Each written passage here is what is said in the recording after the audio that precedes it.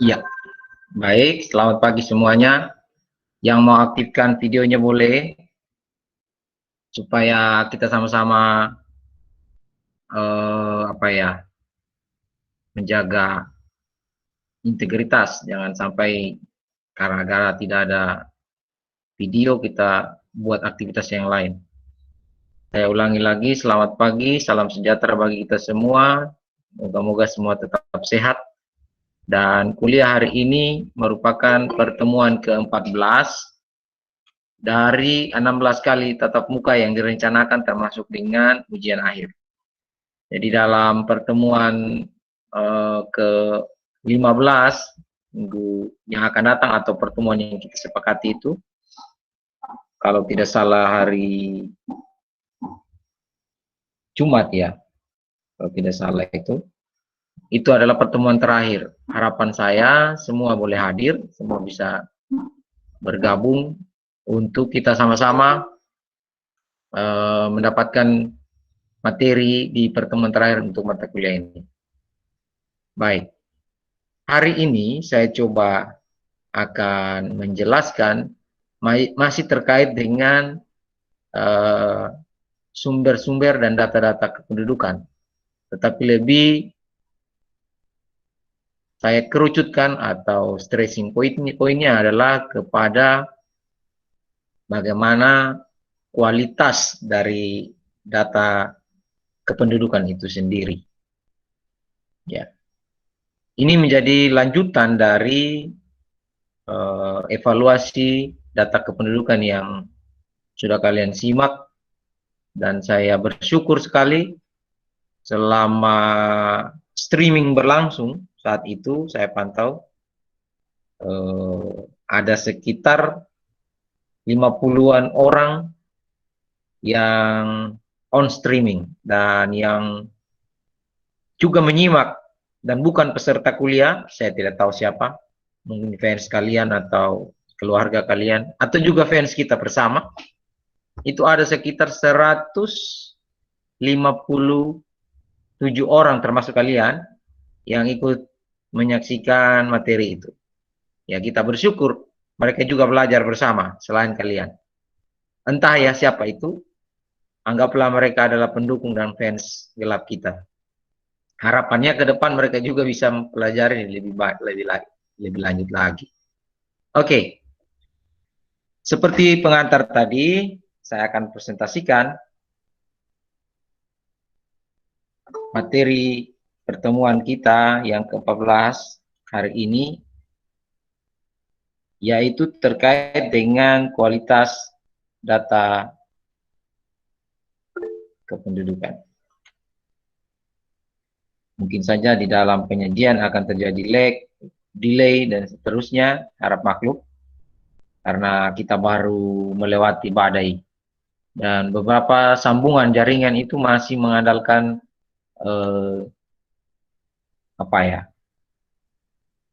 jaringan fiber optik dibanding dengan yang menggunakan satelit. Baik. Oke, seperti yang saya sudah sebutkan, kita pada hari ini akan berbicara dan juga mungkin kita akan berdiskusi banyak terkait dengan kualitas data kependudukan itu sendiri. Saya awali dulu apa yang akan kita coba diskusikan atau yang kita pelajari bersama. Yang pertama, apa itu data kependudukan? Walaupun mata kuliah dasar kependudukan ini Anda sudah hampir selesai, saya akan ulas kembali apa itu data kependudukan. Bagaimana dan definisi serta rujukan-rujukannya yang saya pakai itu adalah pijakan-pijakan undang-undang yang drafting legalnya sudah berlaku. Kemudian sumber-sumber. Saya kira ini sudah, dan saya akan ulas kembali. Termasuk di dalamnya bagaimana cara pengumpulan dari data kependudukan. Kemudian bagaimana kita bisa melihat penilaian terhadap kualitas dari data kependudukan yang ada di negeri kita ini.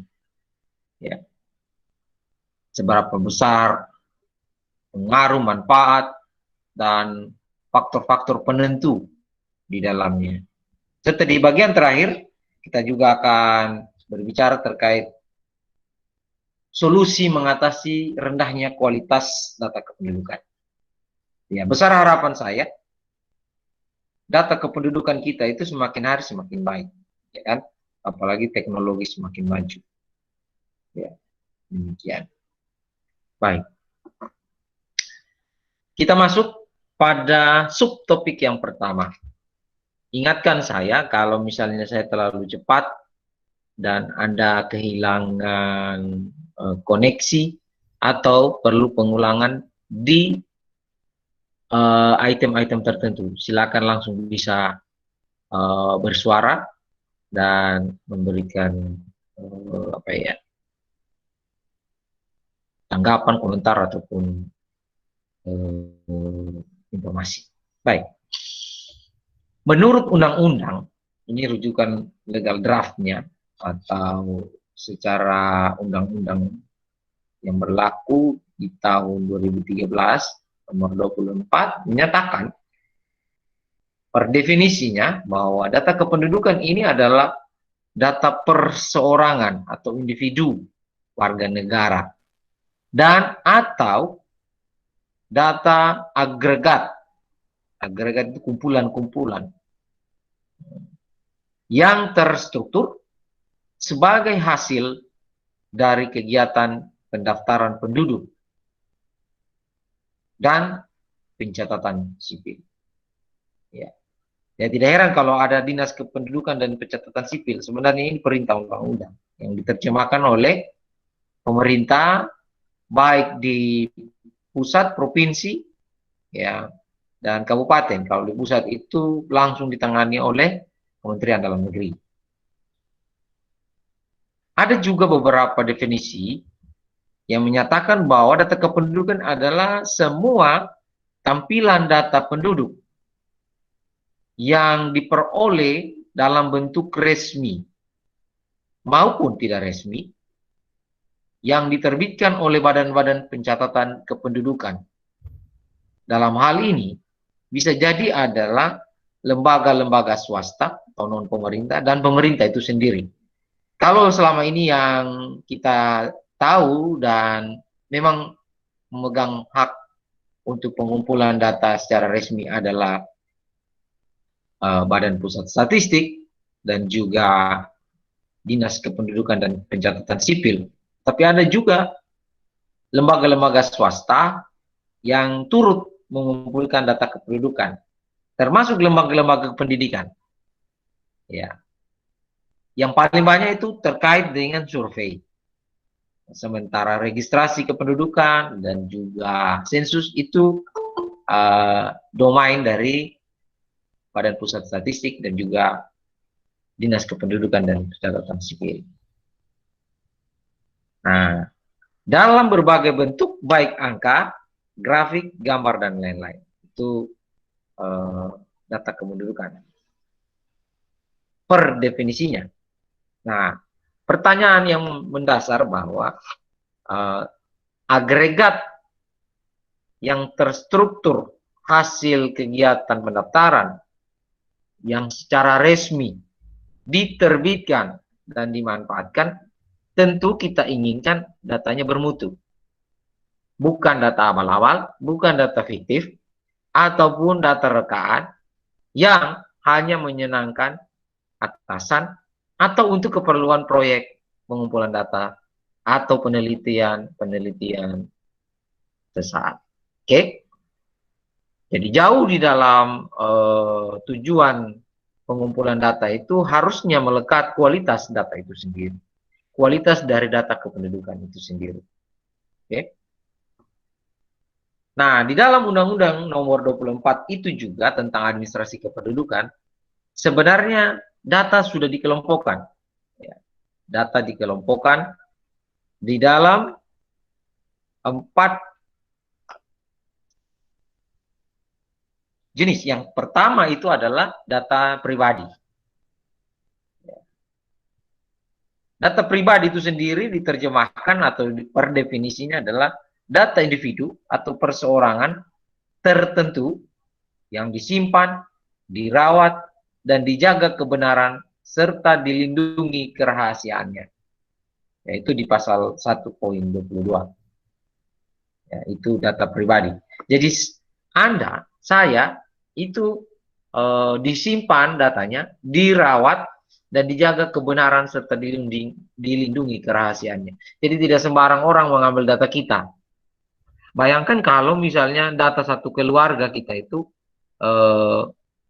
bisa di-hack atau bisa ditembus oleh orang lain di daerah lain ataupun di negara lain untuk kepentingan-kepentingan yang aneh-aneh misalnya. Ya. Jadi pemerintah berkewajiban melindungi, merawat, menyimpan, dan menjaga kerahasiaan. Ya. Ada beberapa peristiwa beberapa tahun yang lalu terkait dengan Pilpres itu disinyalir data kita banyak yang bocor sampai tembus ke Rusia, ke Eropa, ke Singapura. Dan diselidiki ternyata ya memang bisa jadi tembus karena produksi kartu tanda penduduk kita itu ternyata tidak di backup oleh keamanan tingkat tinggi begitu. Masih bisa dijebol oleh pemain-pemain atau hacker-hacker asing. Nah, untuk kepentingan bisnis ataupun kepentingan ya yang aneh-aneh. Data yang kedua disebut database atau pangkalan data. Adalah kumpulan berbagai jenis data kependudukan yang tersimpan, ya ini yang perlu kita tahu, tersimpannya itu secara sistematis. Sistematis itu dia berjenjang, teratur begitu. Kemudian terstruktur dari dan saling berhubungan dengan menggunakan perangkat lunak, perangkat keras, dan jaringan komunikasi data. Itu yang poin yang kedua.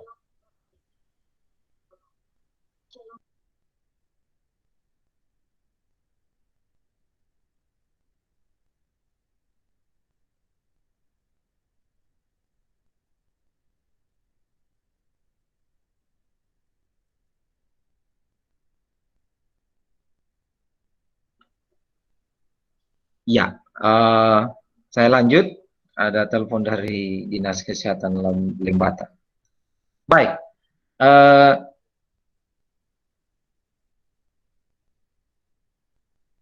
Yang kedua tadi adalah database, dan yang berikutnya yang ketiga adalah data kependudukan itu sendiri. Tadi sudah saya cuplikan bagi kita semua. Adalah data perseorangan atau data agregat yang terstruktur sebagai hasil kegiatan pendaftaran penduduk dan pencatatan sipil. Yang keempat, di sini juga dijelaskan data agregat itu sendiri adalah kumpulan data tentang peristiwa kependudukan, peristiwa penting, jenis kelamin, kelompok usia, agama, pendidikan, dan pekerjaan. Ya. Kalau Anda perhatikan ini agregat ini sudah terkait dengan data dasar identitas umum kita yang tidak mungkin terjadi kerangkapan, tidak mungkin data saya tertukar dengan data orang lain, ya, dan itu harus dijaga, dirawat, dan dijamin. Gitu. Ya, itu adalah penjelasan dari pasal 58 ayat 3 Undang-Undang yang terkait dengan kependudukan ini tahun 2013. Baik. Nah, itu pengantar terkait dengan data kependudukan, jenis-jenis data menurut undang-undang. Kalau ada yang belum dipahami, silakan. Sekali lagi saya persilakan untuk Anda menjeda atau mau bertanya, saya persilakan.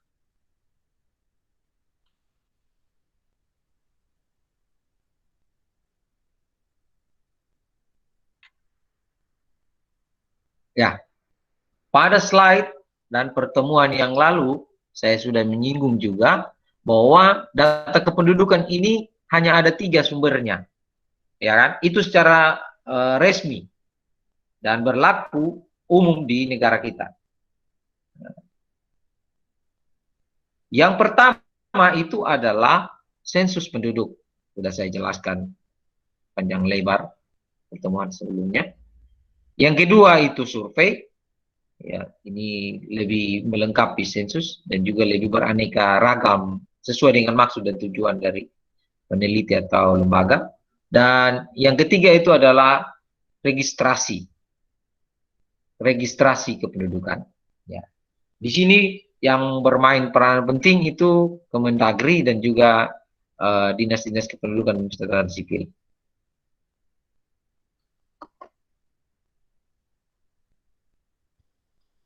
Nah, itu tiga sumber data kependudukan. Kita masuk ke bagaimana ketiga sumber data kependudukan itu dikumpulkan. Ya, yang pertama yang paling umum adalah dengan tatap muka langsung atau offline, wawancara door to door dari rumah ke rumah atau ketemu di instansi secara resmi begitu. Ya. Kemudian bisa juga sekarang sudah mulai ditempuh dengan cara online.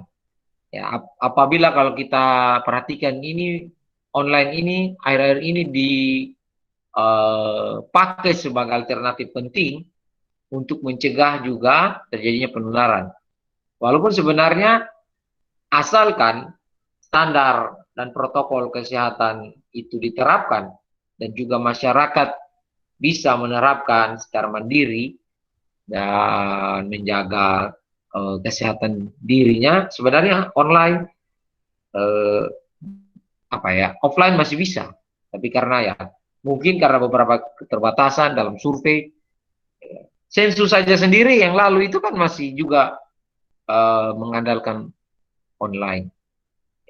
Dan yang ketiga itu dengan mix method, dengan cara mencampur sari, membuat dia menjadi hybrid. Hybrid ini maksudnya di satu sisi ada hal-hal yang perlu offline, ya. Di sisi lain yang tidak perlu offline bisa online. Dan memang tentu ada keterbatasan. Makanya perlunya campur sari hybrid ini. Harapannya bahwa data yang dikumpulkan lebih akurat, lebih bagus, dan juga dari sisi waktu ya, bisa ataupun mampu dikerjakan sampai pada publish atau diluncurkan begitu. Nah, itu tiga bentuk cara pengumpulan. Kalau Anda pernah dengar angket, Anda pernah dengar ini formulir checklist dan seterusnya, nah itu bisa masuk ke offline, bisa juga secara online karena di online kan ada Google formulir, ada web tertentu yang menyediakan, ada bit.li misalnya dan seterusnya. Yang jelas bahwa kalau itu dilakukan secara resmi, maka pemerintah berkewajiban menjaganya dalam posisi kerahasiaannya, kebenarannya, untuk kepentingan ke depan. Nah, secara offline bisa juga melalui kurir ataupun kantor pos tanpa tatap muka, tetapi dia berdasarkan kertas, ya ada medianya begitu. Pengirimnya mengirimkan kertas yang kosong, formulir kosong, responden atau masyarakat atau perseorangan mengisi formulir itu dan mengirimkan kembali dengan catatan biaya pengiriman itu sudah ditanggung oleh pihak pengumpul data, baik itu pemerintah ataupun swasta. Dan biaya kurir atau pos itu sudah dibayar di muka. Ya. Yang menjadi kerugian dari pihak pemerintah ataupun LSM atau swasta yang melakukan itu kalau banyak angket yang tidak kembali karena pihak peneliti LSM atau swasta itu sudah membayarkan biaya pengirimannya gitu. Nah, itu kan menjadi kerugian tersendiri. Harapannya setiap perseorangan ataupun individu ataupun keluarga yang menjadi sasaran itu mengembalikannya tentu dengan format atau forum apa namanya kertas wawancara itu sudah terisi begitu, dengan kejujuran sesuai dengan fakta yang ada di rumah, di diri ataupun di instansinya. Nah, sedangkan yang online sekarang sudah berbasis cloud, ya, dia simpan di data drive yang ada di secara digital, ya, di dunia maya begitu. Oke, jadi sekarang itu lebih banyak orang menggunakan survei-survei online. Bahkan skripsi, tesis ataupun disertasi sekarang sudah banyak yang beralih ke sana. Ya, memang masuk akal dan sangat rasional. Kalau kita bicara tentang populasi ataupun wilayah jangkauan yang luas, seluruh Indonesia kan bisa dijangkau dengan online. Kalau offline, waduh, terlalu amat banyak biaya yang harus dikeluarkan kan. Belum lagi waktu, belum lagi daya dukung, sumber daya. Dan kalau online, hanya tinggal dia buka.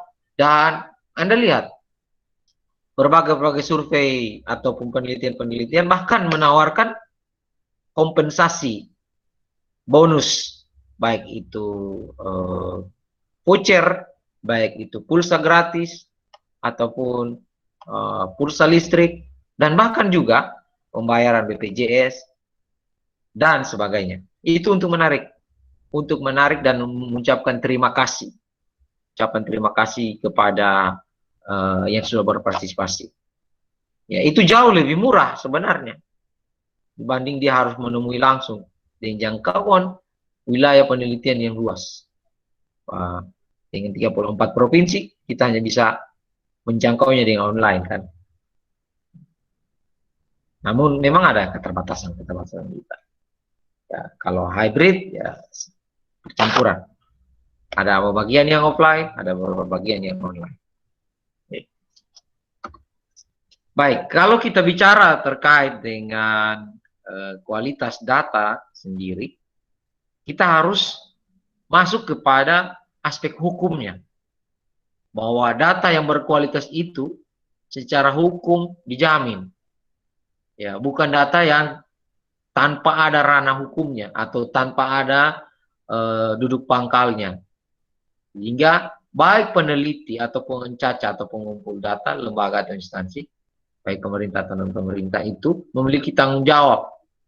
Demikian juga baik perseorangan individu ataupun responden. Ya. Nah, Undang-Undang Nomor 23 Tahun 2006 yang kemudian direvisi dalam Undang-Undang 24 Tahun 2013 itu mendukung hal ini, bahwa data kependudukan itu ada payung hukumnya. Jadi tidak sembarang, bukan kemauan dari instansi tertentu, tapi itu ada payung hukumnya, dan sehingga keamanan, kebenaran itu sangat diharapkan. Kemudian data yang berkualitas itu pula harus masuk atau in touch atau didukung oleh aspek-aspek ilmiah dalam hal metodologi, dalam hal manajemen data, dan operasional di lapangan secara teknis, baik dari sisi desainnya, baik dari validasi alatnya dan reliabilitasnya. Nah, harus memenuhi kaidah-kaidah ilmiah. Nah, sehingga data itu berkualitas. Ya. Saya kira sensus penduduk itu perlu kajian bertahun-tahun untuk mendapatkan satu formulir atau yang biasa dinamakan satu blok daftar pertanyaan itu. Jadi itu diteliti, diuji berulang-ulang sehingga betul-betul datanya berkualitas. Demikian juga Anda kalau mau menyusun proposal nanti, ya kan akan mengajukan daftar pertanyaan atau kuesioner. Nah, kuesioner itu bukan sembarang kuesioner. Bukan tiba-tiba Anda tidur, kemudian bangun pagi, tulis satu pertanyaan, dua pertanyaan, tiga pertanyaan, dan siap untuk turun di lapangan untuk pengumpulan data. Tidak. Harus bisa dipastikan sudah melalui kajian-kajian, referensi-referensi data itu, pertanyaan itu sesuai dengan referensi-referensi. Kemudian harus bisa divalidasi dan diukur reliabilitasnya. Ya, itu kuesioner-kuesioner itu yang diedarkan atau dipakai, bukan sembarang kuesioner. Ya, aspek ilmiahnya harus tetap dijaga, baik dan substansinya, ya, maupun dalam teknis operasional. Nah, itu data kependudukan harus berkualitas. Kemudian yang berikut adalah bahwa data yang berkualitas itu kan nanti berdaya guna, dapat digunakan, bermanfaat. Dan jelas bahwa data yang berkualitas itulah yang ditunggu dan dinanti-nantikan. Pemerintah berupaya untuk menyuplai data atau mempublish informasi dari data-data kependudukan yang berkualitas. Ya, sehingga kegunaannya itu selain meningkatkan kesejahteraan dan juga pemerataan pembangunan. Kalau kita bicara kesehatan, berarti derajat kesehatan masyarakat di negara kita yang setinggi-tingginya ya, dapat kita capai karena data yang menjadi landasan untuk bergerak, landasan untuk mengintervensi, benar-benar data yang terjamin dari sisi payung hukum dan berkualitas dari sisi aspek ilmiahnya. Oke, itu yang penting. Data berkualitas itu memenuhi ini. Walaupun kadang-kadang data yang berkualitas itu mahal. Oke, data itu berkualitas itu biasa diperoleh dengan proses yang panjang dan memakan biaya. Tetapi kalau kita bicara terkait dengan hak-hak dan juga fungsi dari pemerintah dan instansi, biaya bukan ukuran. Kita perlu data yang berkualitas. Dibanding murah, meriah, dan akhirnya tidak dapat dipakai. Tidak bermanfaat. Oke, itu perlu kita pahami sama-sama. Sekali lagi, kalau penjelasan saya terlalu cepat, mohon Anda jeda atau Anda sela, mau bertanya, silahkan. Sebelum saya buka babakan diskusi, kalau memang ada yang mau bertanya, tidak pernah saya larang, silakan ya. Daripada sudah saya buka babakan diskusi, ternyata itu sudah terlewatkan dan tidak ada ingat lagi. Kalau tiba-tiba penjelasan seperti ini, kemudian Anda ingat, asal Anda tidak mengantuk, kemudian Anda bisa tanyakan ulang lagi. Oke, dan kalau ada yang bertanya, saya persilakan. Tadi kita sudah bicara terkait dengan apa itu definisinya, apa aspek hukumnya, dan juga sumber-sumbernya, jenis-jenisnya, dan bagaimana data itu bisa berkualitas, aspek kualitas pentingkan. Tidak sembarang kan, sensus penduduk itu harusnya data berkualitas. Pernah beberapa tahun yang lalu, mahasiswa FKM itu melamar untuk menjadi tenaga pencacat atau tenaga yang mengumpulkan data keliling dari rumah ke rumah. Dan lumayan, mereka dapatkan pelatihan, mereka dapatkan insentif. Selain itu, jaringan dengan pencacat lain, dengan instansi-instansi lain. Dan ya bersyukurlah, karena beberapa dari mereka itu yang direkrut tidak menganggur setelah sensus penduduk. Ada saja, jaringan kan luas. Itu yang perlu Anda pahami, bahwa kegiatan-kegiatan pengumpulan data itu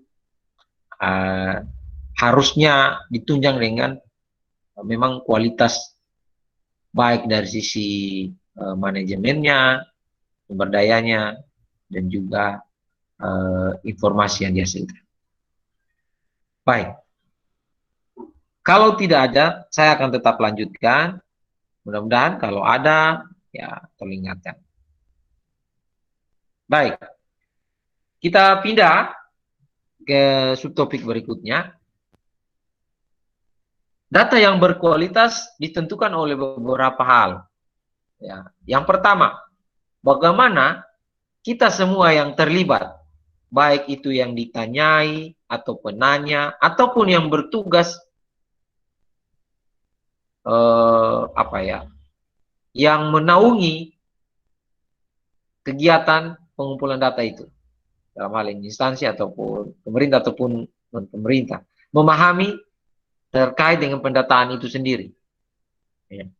Kualitas data bisa kita raih atau kita dapatkan kalau kita sama-sama paham apa yang kita mau kerjakan ini. Bagaimana cara mendata yang baik, bagaimana ini, dan kalau ada hambatan, apa yang kita buat, alternatif yang kita kerjakan di sepanjang kegiatan pengumpulan itu misalnya. Faktor penentu yang berikutnya adalah sumber daya manusia. Sumber daya manusia ini bukan hanya pencacahnya atau bukan penelitinya.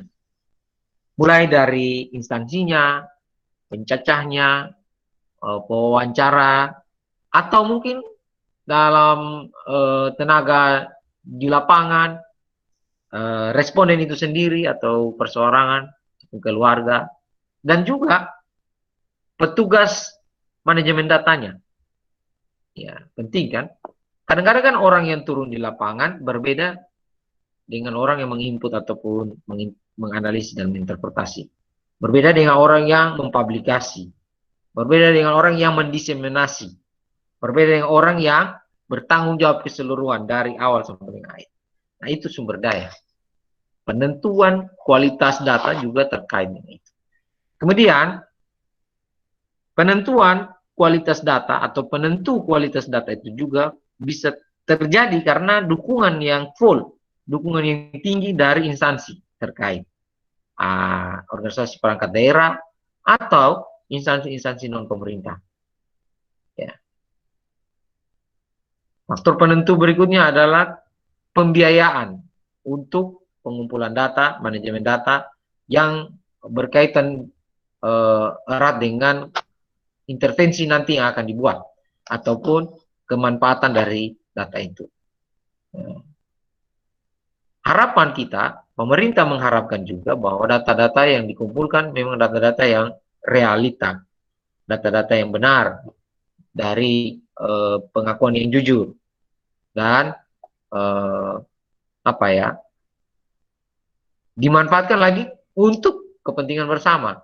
Oleh karena itu perlu pembiayaan yang lumayan untuk mendapatkan data yang berkualitas seperti itu. Pasti melibatkan banyak tenaga, banyak logistik, mungkin pelatihan, bisa jadi juga pada saat diseminasi sharing informasi, yang publikasi dan seterusnya. Kemudian faktor penentu kualitas data juga adalah infrastruktur dari proses pendataan. Ini jelasnya. Pasti berbeda kalau kita hanya menggunakan catatan-catatan untuk pengumpulan data, catatan manual dengan yang sudah dicetak bagus-bagus dalam bentuk daftar pertanyaan yang rapi, kemudian dalam proses input menggunakan aplikasi database yang bagus, yang bisa efektif, efisien dalam hal waktu, tetapi juga berkualitas. Nah, infrastruktur pendataan itu kan terkait di dalamnya baik yang hardware maupun yang software, gitu ya. Kemudian penentu juga adalah kegiatan monitoring dan evaluasi. Ya, saya kira ini sudah jelas. Ya, monitoring itu kegiatan selama on proses, mau di awal, di akhir, atau di dalam kegiatan pendataan. Kemudian di akhir bisa dilihat evaluasi. Kalau kita menghasilkan data yang berkualitas, jelas kita harus kawal. Ya. Makanya ada biasanya dalam proses penelitian ataupun pengumpulan sumber-sumber data kependudukan itu yang umum, misalnya sensus atau survei, ada tenaga yang advice atau tenaga ahli yang mendampingi dan juga mengawasi. Ya. Ada supervisornya, ya kan? Seperti itu. Baik, faktor berikutnya yang turut menentukan kualitas data kependudukan adalah kondisi topografi dan geografi lokasi pencacahan. Ya, ini juga saya sudah jelaskan di pertemuan sebelumnya. Lalu, sarana dan prasarana penunjang. Misalnya alat angkut, teknologi, jaringan listrik, telekomunikasi, itu penting. Bagaimana tidak? Kalau kita mau bergerak cepat atau bergerak secara efisien, kalau kita harus melewati jalan dan jembatan yang rusak dan seterusnya, itu mempengaruhi kan kondisi fisik atau kondisi psikis dari pencacah misalnya, dan seterusnya. Kualitas data pasti akan terganggu. Dan itu disadari menjadi faktor eksternal. Dan juga bermain peran dalam pengumpulan data di lapangan. Nah, itu adalah faktor penentu kualitas data kependudukan. Oke. Selanjutnya kita masuk kepada, ya sebelum saya lanjut, saya jeda dulu di sini, sampai di sini dulu. Saya persilakan kepada Anda kalau ada hal-hal yang mau ditanyakan. Saya berikan waktu untuk bertanya. Saya takut saya lanjut, Anda belum terlalu paham, begitu saya buka babakan diskusi, Anda lupa dengan apa yang tidak Anda paham gitu. Oke, saya persilakan. Kalau ada, mohon memberikan respon dan juga pertanyaan. Oke, saya persilakan. Mungkin masih 5 menit atau ya kalau misalkan bisa sampai 10 menit lebih baik lagi. Persilakan kalau ada. Saya Pak. Ini siapa? Oh, silakan Rahmatun. Rahmatun Amalia. Selamat pagi Pak. Ya, selamat pagi. Saya ingin bertanya, belum mengerti juga di materi di bagian faktor penentu kualitas. Di situ salah satunya yaitu kondisi geografis. Yang saya ingin tanyakan, bagaimana kita mengetahui kondisi geografis di suatu wilayah? Terima kasih, Pak. Baik. Masih ada yang lain sebelum saya mencoba merespon pertanyaan Rahmatun? Saya, Pak. Siapa itu? Linda, silakan. Saya ingin bertanya pada bagian faktor penentu kualitas, yaitu dukungan instansi. Yang ingin saya ketahui adalah dukungan selain pembiayaan atau dana yang diberikan oleh pemerintah itu dukungan seperti apa lagi, Pak? Baik. Masih ada? Masih ada yang belum dipahami atau mungkin perlu klarifikasi? Silakan.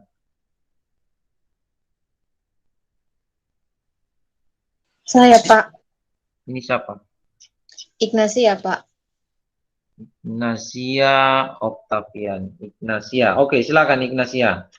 Saya mau bertanya di bagian faktor penentu kualitas yang sumber daya manusia. Kan Pak tadi menjelaskan bahwa kadang-kadang pihak responden itu tidak jujur dalam memberikan jawaban. Pertanyaan saya, bagaimana cara mengatasi ketidakjujuran dari pihak responden? Terima kasih. Baik. Oke. Saya masih kasih kesempatan satu orang kalau masih ada. Sebelumnya masih akan ada papakan di akhir atau menjelang akhir, tetapi ini saya buka dulu untuk termin yang pertama. Satu orang lagi kalau masih ada. Saya tunggu. Ada? 10, 9, 8, 7, 6, 5, 4, 3, 2, 1. Baik, kita tutup untuk termin pertama dulu. Mudah-mudahan yang lain jauh lebih paham atau mungkin masih malu-malu.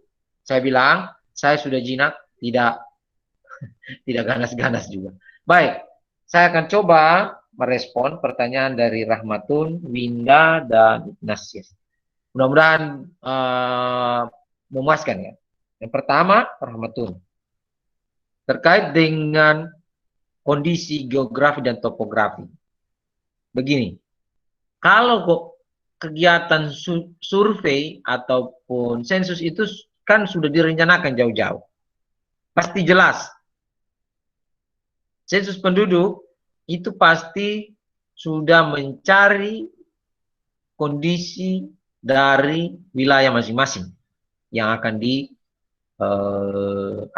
dituju. Dan para pencacah atau pihak yang ditugasi mengumpulkan data itu pasti akan dibekali informasi bahwa oh, daerah Dafala itu ya akses ke sana berat. Ya, Dafala ini di Belu. Oh, di daerah Nusak Manu di Rote itu sinyalnya hilang muncul. Ya, macam ke Bang Toyib. Di Anakalang ya lumayan. Apalagi kalau yang di dekat-dekat pemancar begitu. Dia jelas sekali dia punya sinyal di sana. Nah, itu kondisi seperti itu oleh pihak penelitian atau instansi yang mau melakukan penelitian ataupun pemerintah dalam hal sensus pasti sudah mencoba mencari informasi. Gambaran-gambaran, infrastruktur, jalan, jembatan, telekomunikasi itu pasti akan diketahui ya melalui. Kalau sekarang kan sudah bisa ada data-data yang lengkap itu di Kementerian Dalam Negeri dan juga BPS.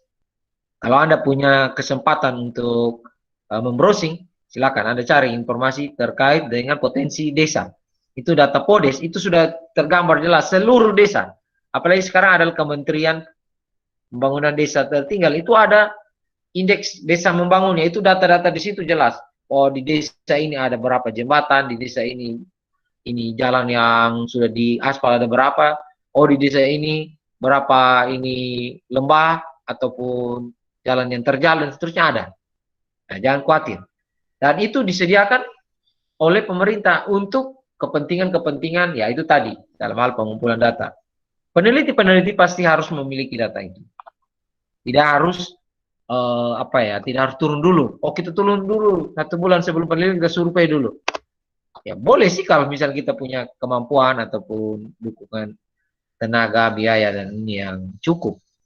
Tapi umumnya orang menggunakan data-data yang didapat dari bahkan ada juga yang menggunakan data dari Bakor Sultanal, itu Angkatan Laut yang mempublish data berdasarkan citra satelit. Ya. Sekedar informasi, rumah Anda atau tempat Anda duduk dan berdiri sekarang ini, kalau Anda mau pakai Google Earth, itu bisa Anda sorot sampai muncul atapnya begitu. Muncul di situ berapa pohonnya, muncul di situ, oh di situ ada kali, jembatan, bisa. Itu pakai Google Earth dan itu gratis. Atau bisa juga Anda minta data yang 3 dimensi di yang berbasis sistem informasi geografik di Bapeda, Kemendagri dan juga, tapi itu berbayar. Oke, jadi itu untuk mengetahui kondisi sebelum turun penelitian, ya banyak sumber-sumber informasi yang bisa kita pakai. Nah, biasanya lembaga, instansi ataupun pemerintah yang melakukan riset atau pengumpulan data atau sensus penduduk itu merekrut pencacah-pencacah itu dari orang-orang yang berdomisili di daerah itu. Bayangkan kalau orang Jakarta yang direkrut turun penelitian di Belu, turun penelitian di Rote, atau turun penelitian di Flores, pasti dia akan sedikit gagap. Ya jelas kan. Dibandingkan kalau orang Flores sendiri yang turun mencacah. Nah itu untuk strategi sebenarnya. Demikian juga kalau Anda yang, Anda yang bertempat tinggal sekarang di Hook sana, terus Anda mau diminta untuk mengumpulkan data di Madura sana, atau Anda diminta untuk mengumpulkan data di Kalimantan Selatan sana, atau di Riau, di Pekanbaru di sana. Ya, mungkin semangat nasionalisme bangkit, tetapi pasti Anda bilang, aduh, itu di sana bagaimana ya? Ya pasti Anda dibekali informasi. Ya. Bukan tidak mungkin bahwa Anda bisa, tapi ya itu, Anda akan dibekali. Oh, kondisinya begini. Oh, di sana tidak ada air bersih. Oh, di sana sinyalnya itu hanya dapat di satu pohon, namanya pohon sinyal. Hah. Atau oh ada satu titik sinyal atau batu sinyal lah, macam-macam. Oh, dia punya ini jaringan listrik itu hanya 12 jam. Jam 6 sampai dengan jam 6 pagi. Lebih dan kurangnya mohon dimaafkan. Begitu pasti akan ada. Oh, di sana terjal, hati-hati. Pakai gigi satu kalau pakai kendaraan. Jangan sampai Anda tidak pakai gigi. Nah, atau jatuh dengan gigi. Nah, itu kan gitu. Hal-hal yang seperti demikian itu yang akan dapatkan. Belum lagi kalau orang Jakarta turun di daerah kampungnya Yulince, Tebai misalnya, orang Jakarta akan bingung dapat ini apa namanya area yang sulit begitu. Padahal Yulince ketawa-ketawa saja. Ya ini gampang ini.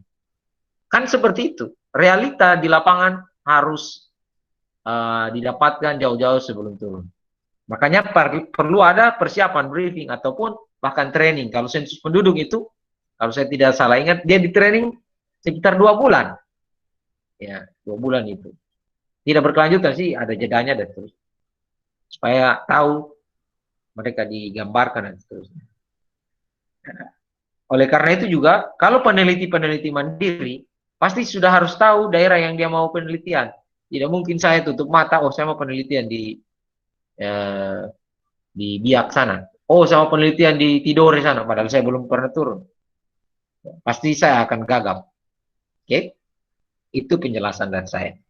Untuk Rahmatun, mudah-mudahan bisa memuaskan. Kemudian, penanya kedua, Winda, terkait dengan dukungan dari instansi. Dukungan dari instansi ataupun dari responden itu sendiri. Nah, sebenarnya dukungan ini ada banyak macam, bisa materi, bisa waktu, bisa tenaga, bisa izin, bisa bisa ini barang begitu ya, bisa juga. Yang paling penting adalah kemauan ditanya misalnya. Ada kan beberapa instansi itu susah sekali diajak untuk sadar data. Maksudnya begini. Kepentingan untuk menggali informasi di daerah tertentu sebenarnya bukan hanya kepentingan individu dari pencacah atau peneliti. Ini juga terkait dengan kebijakan ataupun intervensi atau kegiatan dan program yang akan dilakukan berbasis data yang akan digali. Banyak pemerintah yang masih belum memiliki kesadaran terkait dengan data bahwa kalau mahasiswa atau ini orang yang mau penelitian itu seringkali dicurigai dan seterusnya. Ya. Padahal kalau kita lihat izinnya, kalau kita lihat institusinya, ya harusnya ya pemerintah bersyukur ada orang yang melakukan penelitian yang tidak gampang ataupun susah dilakukan oleh pemerintah setempat. Misalnya. Ya, kadang-kadang kita berbenturan dengan hal itu. Bahwa banyak orang, bahwa banyak instansi menolak ataupun sedikit mengacuhkan atau abai dari kegiatan penelitian atau pengumpulan data. Nah, instansi-instansi itu bisa mendukung melalui alat transportasi mungkin, penginapan, penyediaan logistik, dan seterusnya. Di luar dari biaya yang harus dikeluarkan oleh instansi peneliti atau badan yang melakukan sensus ataupun survei, seterusnya.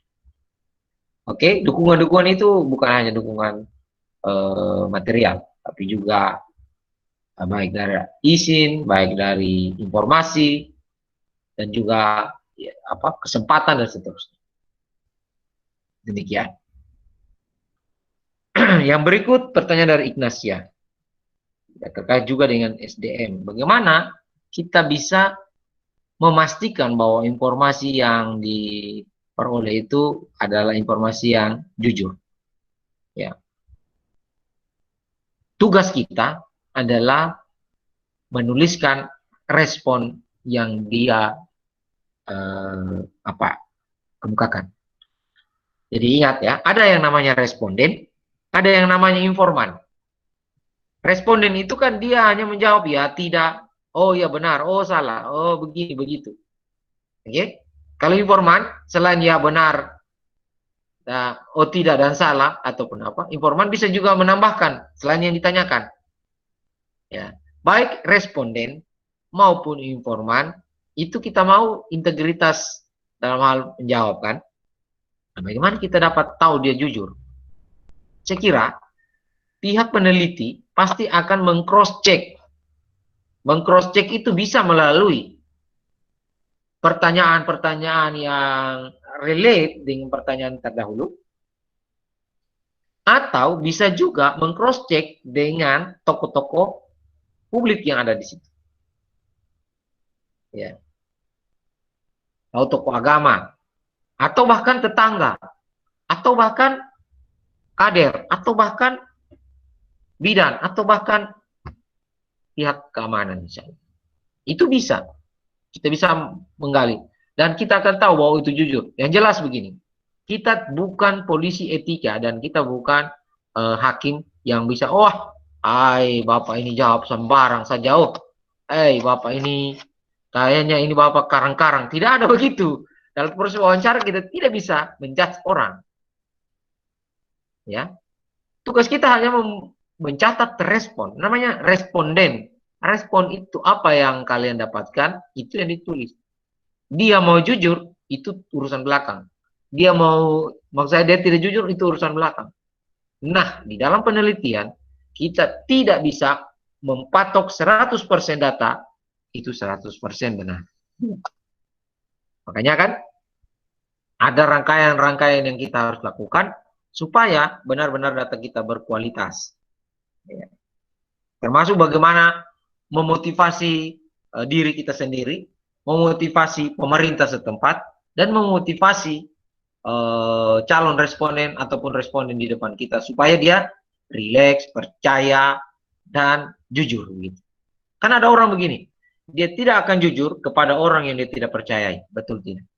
Anda sekarang yang ada sedang mabuk asmara misalnya, akan jujur, ya, akan jujur, berusaha. Walaupun mungkin selama ini Anda tidak jujur, akan berusaha jujur untuk meyakinkan orang yang Anda percayai. Kan seperti itu. Responden, keluarga, ataupun individu yang kita mintai keterangan, dia akan berupaya menjawab dengan baik, dengan benar. Kalau dia sudah ada keyakinan, Anda ini dari mana? Dari Undana. Itu Undana, top. Anda dari datang sini dengan siapa? Tadi diantar oleh kepala desa. Baru. Betul ini. Mantap. Berarti ada sedikit keyakinan dari dia. Ini anak yang mau bertanya, atau ini petugas ini dari instansi resmi, dan saya harus menjawab dengan jujur. Kalaupun kita dapatkan ketidakjujuran, tadi saya katakan, bukan kita harus menghakiminya di situ. Bukan kita punya hak untuk meluruskan, Pak, yang karang-karang. Pak, ini tetangga di sebelah bilang, Pak, ada ini sumur bor di sini. Kok Pak bilang tidak ada? Tidak boleh begitu. Tidak akan kita bisa mengadu domba orang kan. Jangan sampai baru kita 5 meter atau 1 kilometer dari situ orang sudah berkelahi gara-gara informasi yang kita sambung menyambungkan untuk membuat konflik. Kan tidak seperti itu. Oke, mudah-mudahan bisa menjawab. Nah, teknisnya pasti diajarkan bagaimana membangun keyakinan, membangun suasana, ya itu disebut dengan bina suasana, persepsi kan. Bagaimana Anda menegur, memberikan salam, menyapa. Makanya kan orang-orang yang diminta untuk mencaca atau mengumpulkan data itu orang-orang yang sudah paham budaya. Mungkin yang biasa makan sirip Pinang, dia harus makan sirip Pinang dulu. Yang biasa ini bertegur sapa dengan dialek daerah tertentu, sehingga dia nyaman untuk terbuka. Nah, apalagi kalau dia yakin Anda sudah memperkenalkan diri, ini dari Undana misalnya, ini dari dinas terkait, atau sudah dikawal oleh pihak berwajib ataupun aparat, pasti mereka akan jujur. Oke? Kira itu. Yang berikutnya adalah bagaimana sebenarnya kita bisa memanfaatkan data yang berkualitas itu sendiri, ya. Nah, kita lihat di sini. Ini saya lanjut lagi. Manfaat dari data kependudukan yang berkualitas itu untuk pelayanan publik. Makanya saya sudah sampaikan, kalau ada pemerintah yang berusaha menghalang-halangi atau bahkan menunda kegiatan pengumpulan data yang dilakukan, baik survei, penelitian, ataupun sensus, sebenarnya tujuannya apa? Kan sebenarnya data ini untuk pelayanan publik. Antara lain untuk penerbitan surat izin misalnya. Baik itu surat izin pengemudi, surat izin renovasi rumah misalnya, izin usaha, wajib pajak, usaha yang terkait dengan keuangan ekonomi perbankan, KUR, kredit, dan seterusnya. Pelayanan penerbitan sertifikat tanah, jaminan sosial, asuransi, ya, yang terkait dengan pelayanan publik yang merupakan hak-hak dari warga negara. Jadi kalau misalnya data kita tidak berkualitas, maka aspek pelayanan publik ini berlanjut atau terlaksana, tetapi dengan data yang kurang bagus. Artinya sasaran yang kita peroleh, peningkatan pelayanan yang kita akan lakukan tidak 100%. Bukan berarti kita harus 100% terus, tapi kan mendekati. Ya. Kesempurnaan itu milik Tuhan saja ya sebenarnya. Ya. Ada lelucon bilang kesempurnaan itu milik vokalis Dewa dulu ya. Ya. Tetapi begini, upaya pemerintah untuk mencapai kesempurnaan itu harus kita dukung. Harus kita upayakan. Baik. Kemudian yang kedua, manfaatnya adalah dalam hal perencanaan pembangunan. Bagi kalian yang minat di departemen atau bagian kependudukan, maksud saya di AKK, administrasi kebijakan dan administrasi kebijakan kesehatan, perencanaan pembangunan khusus di bidang kesehatan itu membutuhkan data yang berkualitas. Ya, bagaimana merencanakan pembangunan dari tingkat yang kecil, ya, musrenbang des misalnya, itu perlu data yang mantap, perlu data yang baik. Merencanakan pendidikan, perencanaan di bidang kesehatan, dalam hal tenaga kerja atau PMI, pekerjaan migran Indonesia misalnya. Kemudian pengentasan kemiskinan, upaya-upaya mempercepat pembangunan desa sehingga keluar dari klasifikasi tertinggal misalnya. Itu perencanaan, perlu perencanaan. Yang ketiga, manfaat dari data kependudukan yang berkualitas adalah alokasi anggaran itu sesuai dengan yang paling prioritas. Pemanfaatannya, sasarannya, orang-orangnya, penerima manfaat, dan juga dalam hal pemanfaatan dana yang dari pemerintah secara resmi. Dana desa kah, DAU kah, ADD kah, BOK, dan seterusnya. Ya. Oke. BOK, ADD, dana desa, itu kan dari suplai informasi atau input data yang akurat kan. Seperti itu. Kalau datanya tidak akurat, ya jelas pasti ujung-ujungnya nanti kegiatan-kegiatannya itu tidak baik. Kemudian manfaat yang berikutnya adalah untuk kepentingan hak-hak warga negara yang kita kan di negara demokrasi, itu perlu dilindungi. Pemerintah melakukan pengumpulan data kependudukan secara berkualitas itu untuk pelindungan kepada hak-hak warga negara di bidang demokrasi. Ya, data agregat kependudukan per kecamatan itu ya bukan menjadi rahasia umum sekarang. Ya, begitu mau dekat-dekat pilkada, pilpres ataupun pileg, pasti data agregat kependudukan itu akan di update dan ditinjau lagi, bahkan dikunjungi lagi. Jangan sampai yang sudah meninggal masih dikasih kesempatan atau memiliki hak pilih. Nah itu. Kita pernah dengar kan itu DP4, kalau pemilu itu pasti ada. Itu data penduduk potensi pemilih-pemilih. Dalam hal lain, penegakan hukum dan pencegahan kriminalitas. Ya, data yang kependudukan yang berkualitas kita bisa menjamin keadilan di bidang hukum. Ya, memudahkan kita melacak pelaku kriminal. Ya, saya mau cerita. Pelaku kriminal sekarang ini hampir di seluruh kota-kota besar itu sudah deteksi sebenarnya. Tinggal ditunggu kapan dia bereaksi, datanya lengkap, buktinya cukup, baru ditangkap. Walaupun kadang-kadang sudah kejadian baru atau membuat banyak korban baru ditangkap. Itulah kita kelemahan hukum. Tidak bisa kita tangkap orang duluan tanpa ada bukti. Tidak boleh. Oh, anak ini saya sudah amati 3 bulan. Nanti akan ada ini merampok di toko sahabat ya. Ini off the record ya. Toko sahabat itu toko perhiasan emas di LLBK di Kota Kupang. Oh, Anda ini ada kumpul-kumpul ini. Saya amati ini Anda ini berdasarkan ini pengamatan saya. Ini kan kadang-kadang akan 3 bulan lagi nih mungkin Anda mau bobol bank ini BCA mungkin. Tidak akan seperti itu. Tidak boleh. Ya. Walaupun datanya berkualitas. Oh, ada KTP-nya, ada datanya.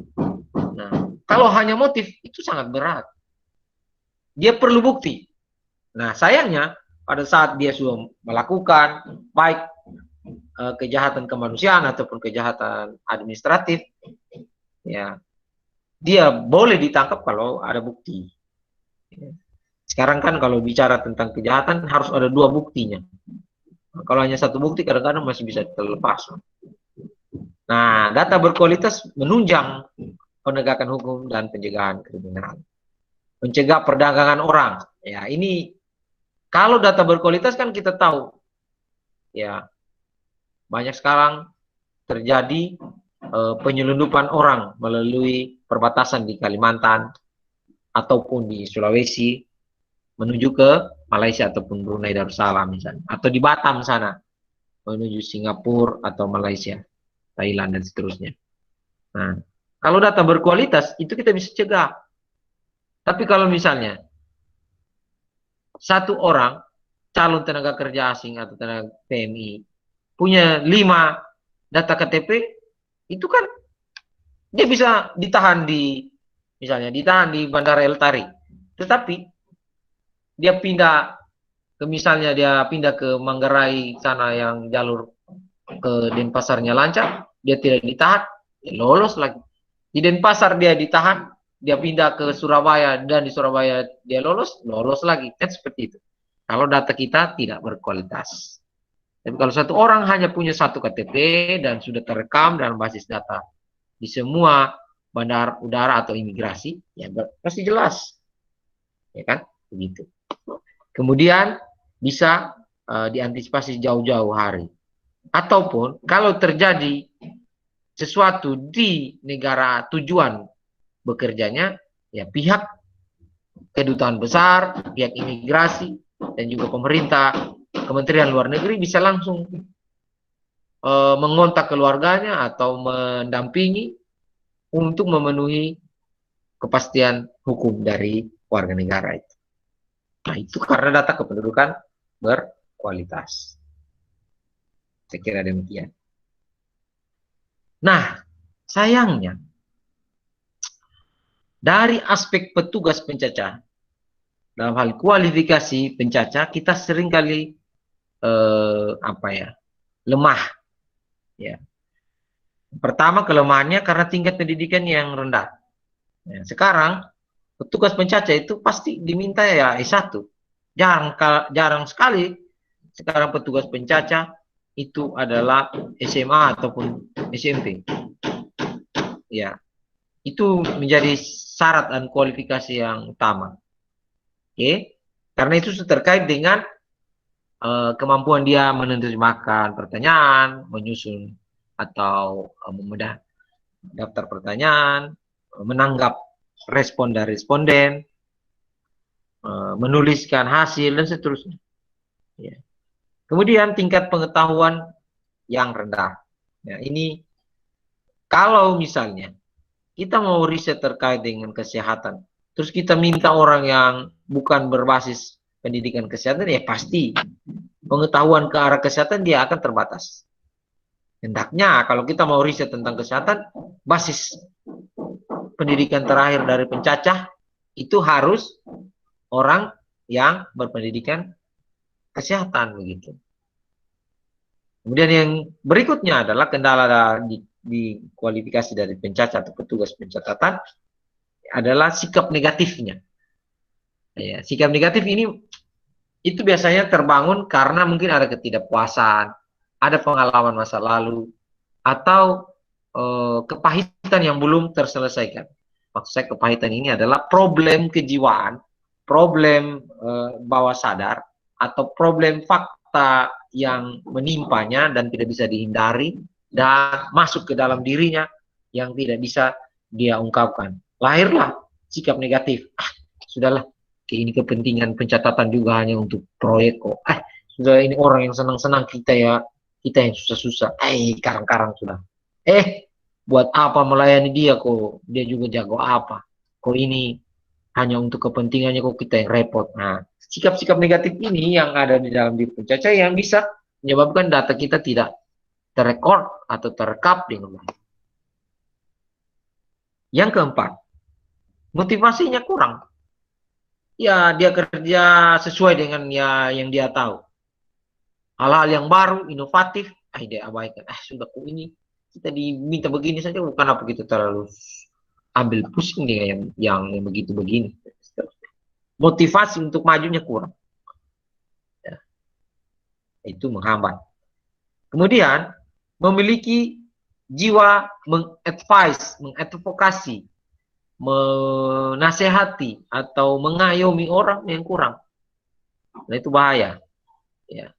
Advokasi ini kan terkait dengan membuat orang paham, membuat orang sadar, membuat orang nyaman, atau menambahkan pengetahuan ke orang yang lain.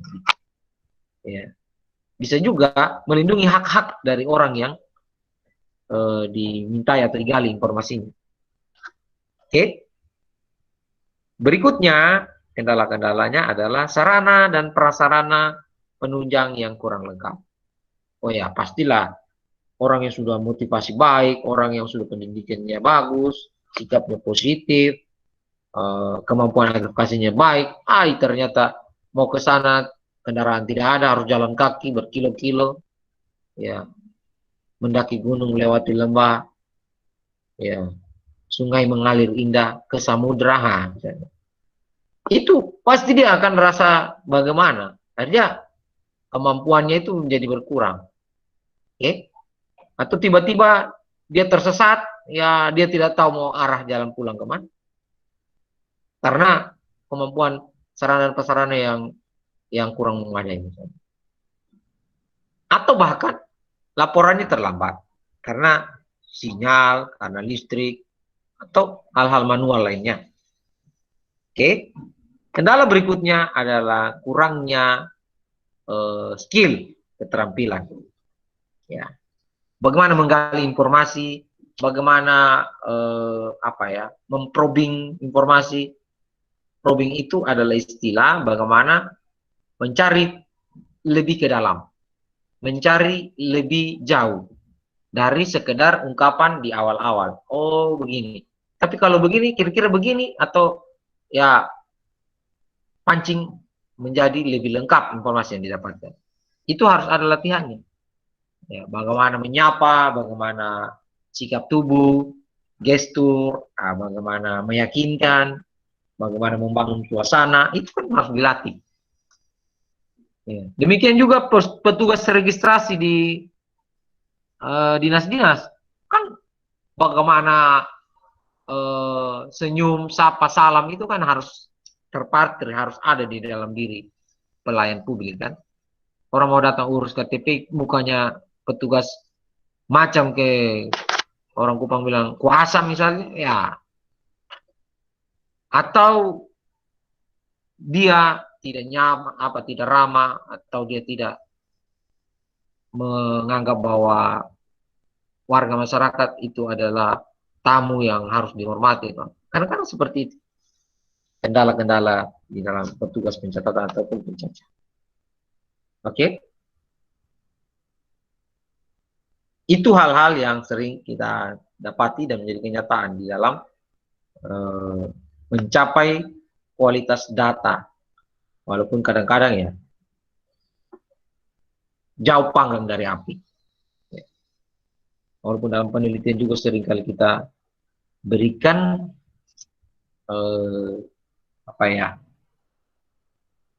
batasan di situ bahwa kesempurnaan itu mungkin tidak akan tercapai, mungkin akan terjadi bias, mungkin akan terjadi out of context, mungkin ya yang kita upayakan adalah dia kecil atau minimal. Sehingga data yang kita dapat itu berkualitas dan dapat dimanfaatkan lebih baik. Tujuan akhirnya kan seperti itu. Meningkatkan kesejahteraan, meningkatkan derajat pembangunan, dalam hal ini kesehatan masyarakat. Oke? Ya. Itu penjelasan saya. Mungkin masih ada yang mau bertanya, saya persilakan ya. Masih ada satu slide yang akan saya sampaikan. Dan berharap kalian masih fokus ya. Kalau misalnya di pertemuan-pertemuan setelah UTS itu yang saya sama-sama kita belajar itu yang saya sampaikan dan masih ada yang belum dipahami, saya persilakan ya. Kan kita tinggal 2 kali ini bertemu. Mungkin saja kalau misalnya dalam pertemuan terakhir itu saya YouTube, kan kita tidak bisa bertemu mata atau langsung seperti ini. Saya berikan kesempatan untuk kalian bertanya.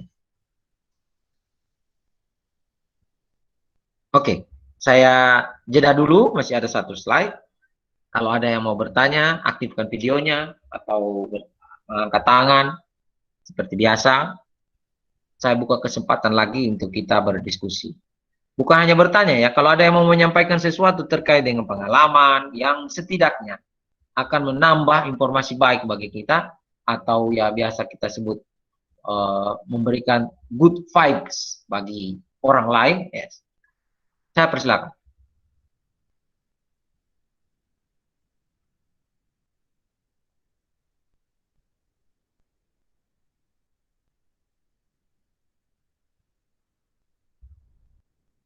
Aktifkan videonya atau angkat tangan, silakan.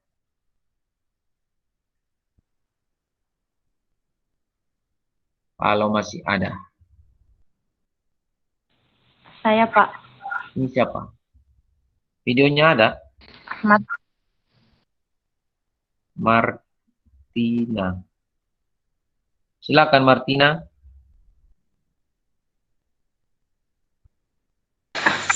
Selamat siang Pak dan teman-teman sekalian. Saya ingin bertanya pada pengumpulan data. Tadi ada yang secara online. Kalau secara online pasti tidak jauh dari teknologi. Yang ingin saya tanyakan, tidak semua orang mengerti tentang teknologi atau dalam artian gaptek atau gagap teknologi. Ya. Yang ingin saya tanyakan, bagaimana peran dinas terkait dalam masalah ini, dalam hal mereka mengumpulkan data secara online, Pak? Terima kasih. Baik. Ada lagi? Saya, Pak. Apa ini? Tiara. Baik, Ya, Tiara, silakan Tiara. Ini mau bertanya soal yang tadi, informasi yang tidak benar atau dari responden, Pak. Ya. Apakah ada hukuman atau undang-undang tentang pemberian informasi yang tidak benar, Pak? Terima kasih. Baik. Masih ada? Masih ada yang mau bertanya? Atau mau sharing? Ada pengalaman? Silakan ya. Ini kan kita diskusi ini bukan hanya saya harus menjawab pertanyaan. Anda juga bisa memberikan saya informasi atau temanmu informasi baru. Silakan. Ya, kuliah itu sebenarnya bukan kami itu Tuhan dan kalian itu umat. Bukan. Kuliah itu bukan seperti itu. Bisa jadi kamu Tuhan, saya umat posisinya. Dan yang kita bedah mungkin kitab suci. Nah, kitab suci itu kan suci. Tidak, bukan kebenaran umum yang harus menjadi milik saya semutlak-mutlaknya kan seperti itu. Oke, ada? Masih ada, ya masih ada satu kesempatan. Tadi Martina sama Tiara. Ada?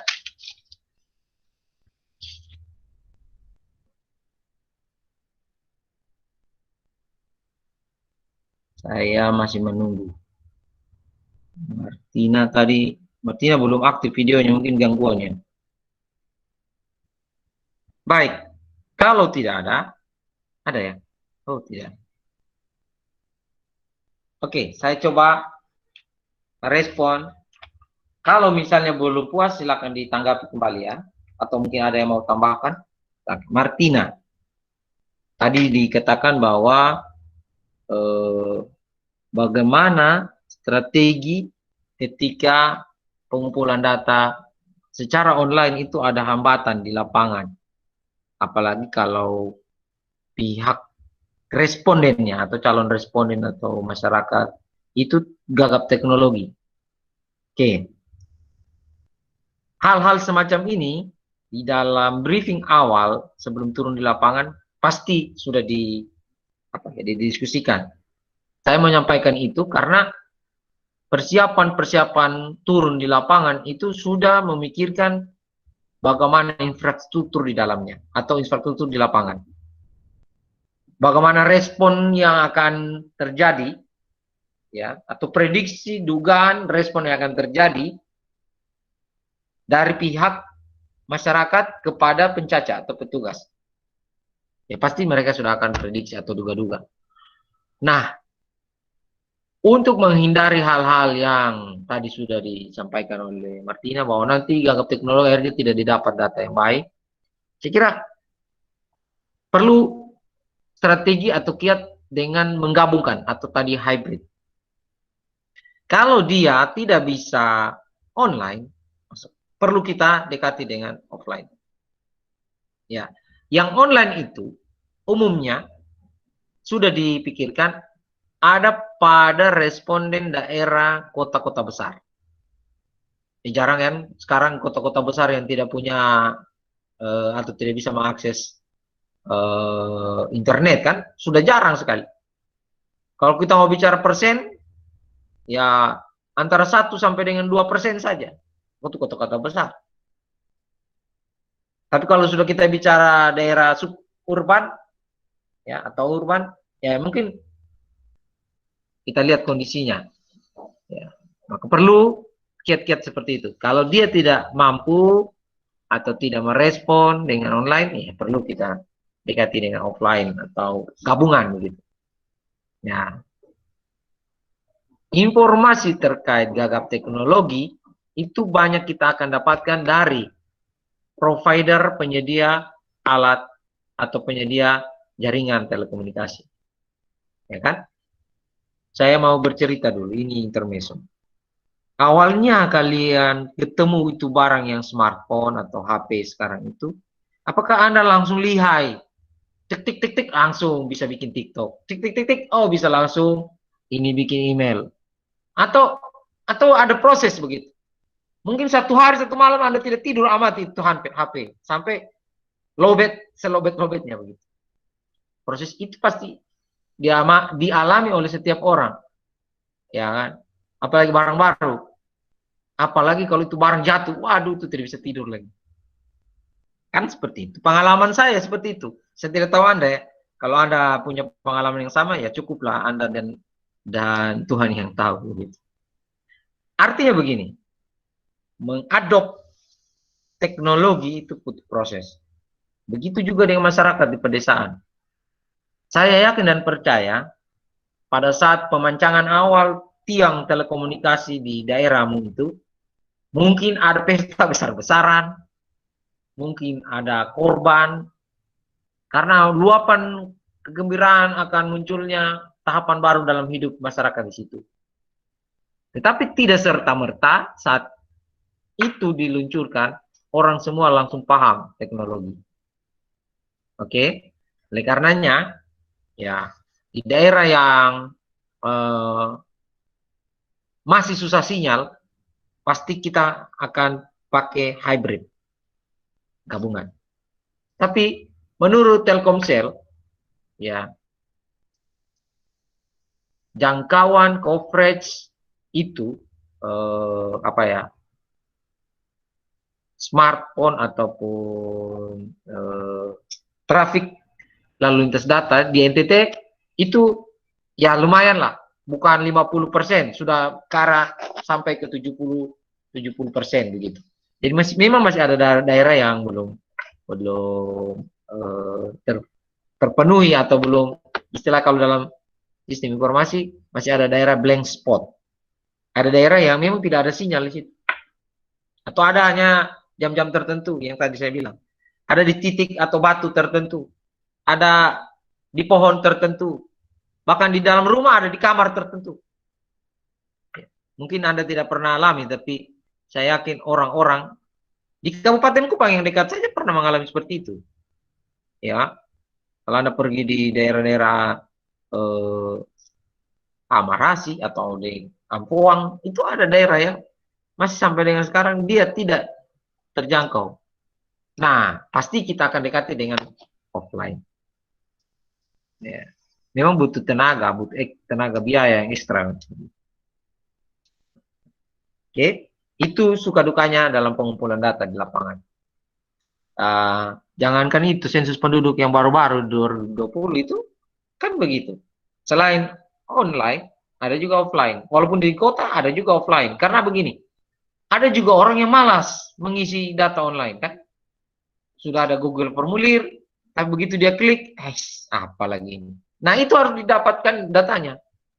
Namanya sensus. Maka banyak petugas yang harus melawan risiko COVID untuk datang menemui. Walaupun hanya sekedar tahu bahwa ini orang ada, bukan fiktif atau orang sudah meninggal. Kan kalau orang sudah jaringan telkomnya bagus, informasinya di situ, listriknya 24 jam, terus dia tidak mengisi online, dugaan awalnya dia sudah meninggal gitu. Perlu dicek, cross check. Ya. Oke. Nah, itu untuk menjawab pertanyaan dari Martina. Baik, untuk Tiara. Begini. Kita mau data yang jujur sebenarnya. Kalau dia tidak mau menjawab dengan yang jujur, ya, konsekuensinya memang itu bagian dari sekian persen yang kita anggap adalah errornya. Oke. Tadi saya bilang tidak 100%. Kehidupan, penelitian, apapun usaha kita itu kan tidak, kita berusaha sempurna, tapi ada orang oknum yang bisa saja tidak jujur di dalam. Nah, kalau terkait dengan data-data kependudukan dasar, benar ada jeratan hukum yang dia akan dapatkan. KTP kan orang hanya boleh 1, KK juga hanya boleh 1, dia tidak boleh menjadi 5 KK. Itu kan penipuan publik namanya. Baik kalau dia diam-diam, tetapi kalau dia manfaatkan datanya itu untuk mempengaruhi, menipu ataupun menambah pengaruh dan seterusnya terkait dengan mungkin kesempatan ekonomi, kesempatan dalam hal demokrasi dan seterusnya, itu kan ada jeratan. Maaf ya, saya singgung sedikit. Pilkada yang di Saburai juga yang kemarin itu kan berimplikasi seperti itu. Karena ketidakjujuran. Ya. Oke. Nah, Anda bisa baca sendiri bagaimana efeknya. Bagaimana kerugian masyarakat. Bagaimana publik NTT tertampar.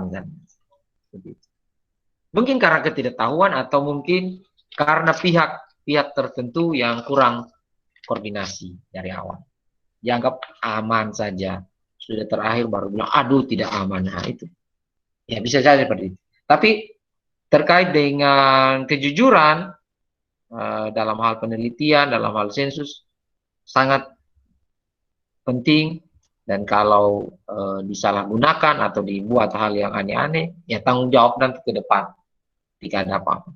Kan kita tidak mau, misalnya kita harusnya dapat bantuan, kemudian kita tidak dapat bantuan karena kita dapat jawaban yang tidak jujur. Atau sebaliknya, kita sudah masuk di dalam kategori masyarakat atau warga yang bukan tergolong harus mendapat bantuan sosial, nama kita juga ada di dalam list. Kan malu seperti itu. Ya, malunya sampai mungkin tetangga-tetangga menjadikan hal yang bagi masyarakat itu bisa membuli atau nyinyir atau julid bagi keluarga-keluarga di situ, ya kan? Jadi bahan omongan lah istilahnya. Nah, perlunya kejujuran. Oke, itu yang ingin saya sampaikan terkait dengan pertanyaan. Kalau masih ada, mungkin masih ada satu slide yang bisa Anda dapatkan. Setelah itu saya akan buka lagi sesi berikutnya. Bagaimana Tiara dengan Winda, bisa dipahami? Martina maksud saya. Bisa dipahami? Pak. Bisa, Pak. Oke. Baik, saya lanjut ke slide atau PowerPoint yang berikutnya. Ini yang slide terakhir.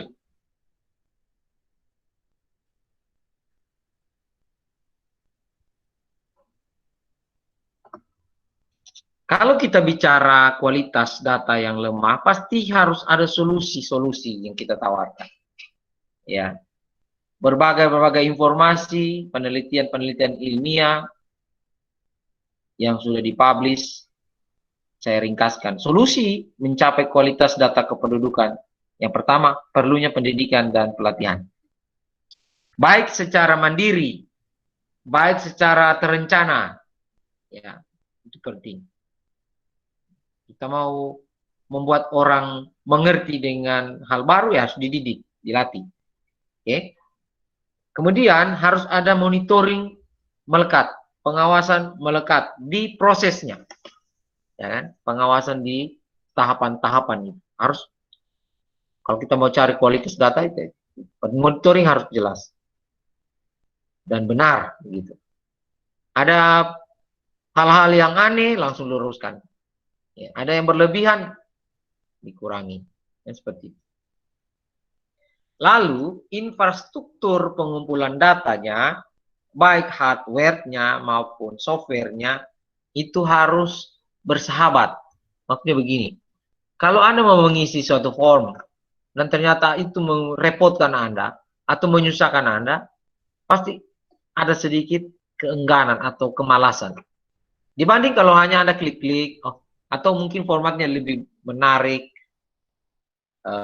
kita tinggal cross, atau kita centang, atau kita titik-titik, atau kita apa begitu, kan infrastruktur yang memadai, yang user friendly, itu jauh menarik, atau bisa membuat orang memberikan informasi yang berkualitas. Kemudian kinerja, etos kerja, inovasi, motivasi dari petugas harus tinggi. Pasti kualitas bisa kita capai. Ya tentu perlu kita berikan motivasi yang baik, kita memberikan advice, kita berikan, mungkin juga kita sentuh hal-hal yang sedikit ke arah yang lebih privasi, attitude, sikap, religiusitas, keyakinan, kemudian hal-hal yang pokoknya bisa meningkatkan motivasi dan etos kerjanya. Terkait juga dengan masa depannya nanti. Ya. Mencaca itu kan seperti itu, harus. Demikian juga responden. Ini kita tidak hanya berhenti di petugas pengumpulan datanya, tapi di responden. Kita motivasi mereka, kita berikan kenyamanan, kita sapa dengan ramah, kita bangun suasana, ya, supaya dia memiliki motivasi yang tinggi. Berikut, kita harus memberikan reward and punishment yang memadai. Pada responden yang menjawab dengan baik, dan kita tahu dia jujur misalnya, Ya kita berikan mungkin cenderamata sederhana, atau kita berikan ucapan terima kasih yang tulus. Begitu pencacah yang berhasil mengumpulkan data dengan cepat, efektif, akurat, dan baik, kita berikan insentif yang baik misalnya. Dan seterusnya. Supaya tercipta komposisi yang berimbang. Orang yang kerja baik perlu kita apresiasi. Orang yang kerja tidak baik, kita juga perlu apresiasi dengan hal-hal yang bisa membuat kemudian hari dia menjadi lebih baik. Tanpa harus perlu dilalui dengan ketegangan, dengan perselisihan yang tajam, gitu kan? Itu solusi-solusi. Berikutnya adalah bagaimana kemampuan leadership, baik dari instansi atau pihak peneliti atau perekrut, pencacah, dan seterusnya.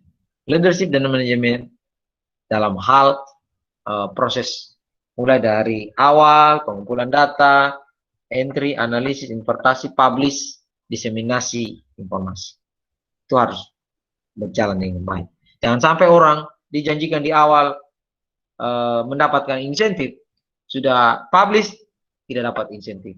Itu kurang baik. Ya, akan muncul hal-hal di kemudian hari, kan, menyisakan perkara-perkara yang kurang baik bagi pembangunan dan strategi pencapaian tujuan dari pembangunan kesehatan. Dan yang penting juga adalah dukungan lintas sektor. Kualitas yang baik itu bukan hanya tanggung jawab BPS, bukan hanya tanggung jawab Kemendagri, Dukcapil, bukan hanya tanggung jawab periset atau lembaga-lembaga perguruan tinggi, bukan semua. Tanggung jawab pemerintah, tanggung jawab masyarakat, tanggung jawab ini aparat, tanggung jawab juga legislatif, seperti itu. Itu menjadi lintas sektor. Perlunya kolaborasi di situ. Ya. Saya kira itu hal-hal yang bisa kita pelajari hari ini, dan yang slide terakhir ini bagaimana kita bisa memberikan solusi untuk mendapatkan data kependudukan yang berkualitas, ya, serangkaian sensus, survei, registrasi, dan seterusnya.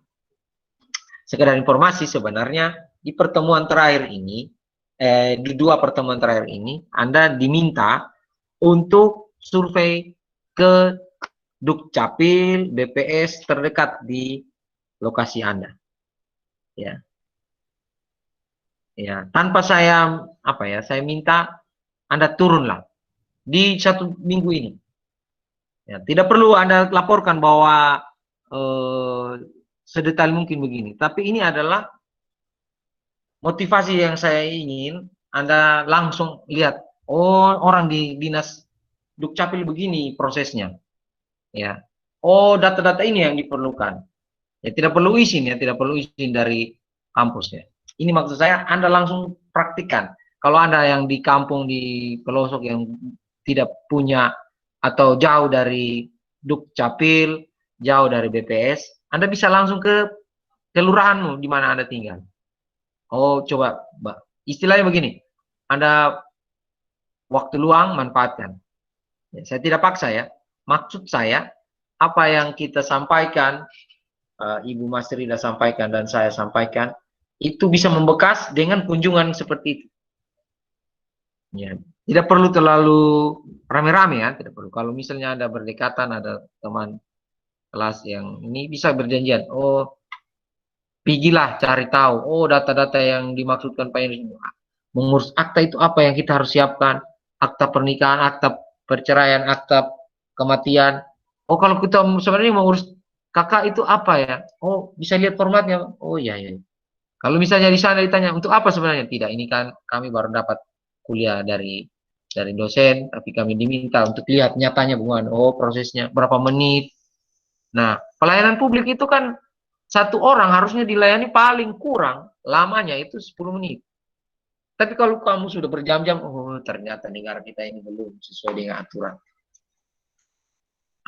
Positive vibes atau positive impact yang kalian dapatkan dari kegiatan itu adalah ada relate antara materi yang kita sampaikan dengan kenyataan di lapangan.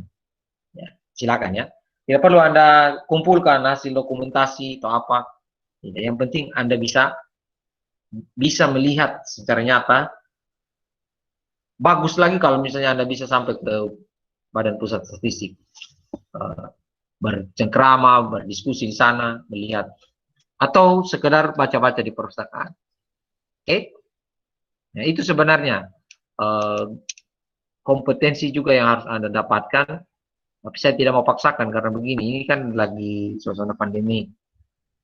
Tapi kalau misalkan Anda menerapkan protokol kesehatan dengan baik dan ada waktu luang, ya silakan. Saya berharap sebagian besar dari Anda ya bisa turun mengunjungi instansi-instansi pengumpul data kependudukan yang terdekat. Silakan kita berdiskusi. Saya buka babakan lagi baru sampai ya masih ada 4 menit ya. 4 menit untuk kita berdiskusi. Oke?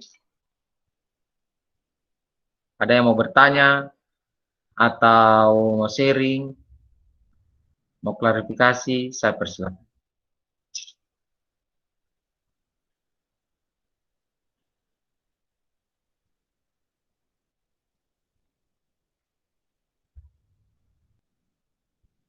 Jangan lupa absennya ya. Oh, minta maaf, saya mau sampaikan itu hari, saya minta Anda absen melalui live chat. Ternyata waktu saya upload itu, saya lewati satu tahapan bahwa untuk mengaktifkan live chat itu kan harus ada pilihan. Saya tidak pilih itu. Ya, jadi waktu kalian mau absen, tidak ada di situ pilihannya. Tapi kan saya sudah sediakan juga di e-learning, supaya Anda bisa absen. Saya antisipasi ketika ada orang yang tidak bisa mengakses live YouTube kemarin itu bisa di e-learning. Ya, oke. Ada yang mau bertanya? Masih ada satu kesempatan. Ya, sekali lagi saya dan Ibu Mas Rida berharap Anda bisa mengunjungi dinas-dinas ataupun badan-badan yang terkait dengan data kependudukan, melihat secara langsung di sana. Nah, minggu depan atau pertemuan berikutnya itu kita sepakatikan hari apa itu ya, sesuai dengan kesepakatan awal. Pertemuan terakhir bisa jadi itu adalah mungkin YouTube juga, bisa jadi. Kalau saya punya waktu, karena begini, kita pasca Seroja ini ternyata banyak sekali tertumpuk. Apalagi saya mengajar 6 mata kuliah. Ya, wah itu mengatur waktunya luar biasa. Dan ya untuk beberapa mata kuliah saya mencoba menawarkan live atau streaming YouTube supaya ada beberapa orang yang tidak bisa mengikutinya, ya bisa mengikutinya pada kesempatan lain. Oke, baik. Saya berikan kesempatan lagi, kalau tidak ada kita akhiri pertemuan kali ini. Saya, Pak. Oh, masih ada. Baik, siapa ini? Katerina, Pak. Katerina, ya silakan Katerina. Terima kasih, Pak. Jadi saya ingin sharing sekaligus ingin bertanya, Pak. Oke, silakan. Mengenai data pribadi, tadi dikatakan bahwa data pribadi itu sesuatu yang dirahasiakan dan dilindungi. Berarti dalam hal ini NIK atau nomor induk kependudukan juga termasuk dalam data pribadi. Atau bagaimana, Pak? Saya ulangi.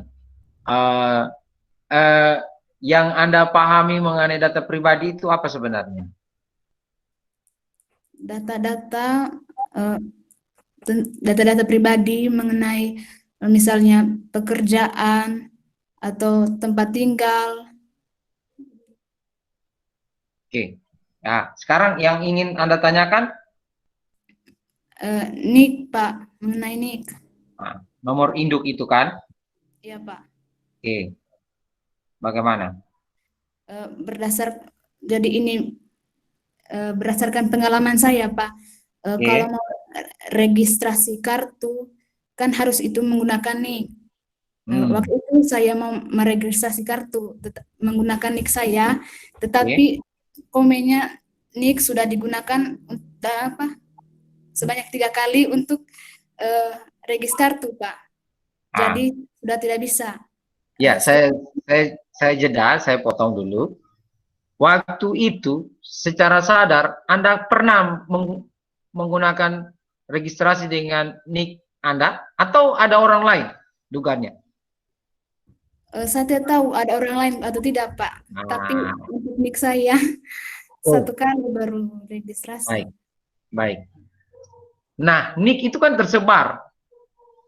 Anda pergi di kelurahan untuk dapat NIK-nya orang lain dan dapat kan seperti itu.